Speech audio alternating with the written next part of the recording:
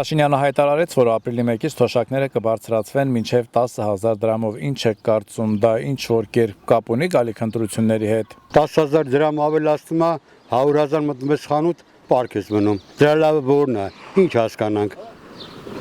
Ռեալ բանկա չկա, ցավը տանեմ։ Լավ բան չկա քեսար ախպեր ջան։ Հարկը турք, ջրի փողը մի խոսքով ես իմ գյուղացու համար այդքան լավ բան չի, նա որ ապրում են էլի։ Երկու օր մեկ մտնում ենք խանութ ախպեր,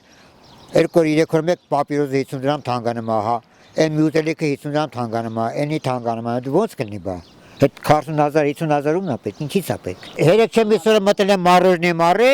ախպեր, այսօր նոր հենց տղերքով առանք նույն մարոժնին 30 դրամ թանկացել էր ախպեր։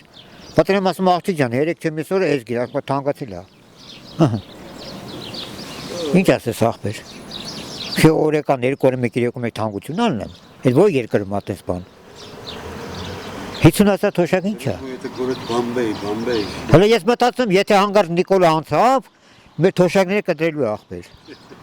100%։ Մարդկան նստածա կնոպի տեղը չի մանեմ կամ չի մանեմ, որը պետք է սխմի ախպեր։ Ճիշտ եմ ասում, թե սխալ եմ ասում։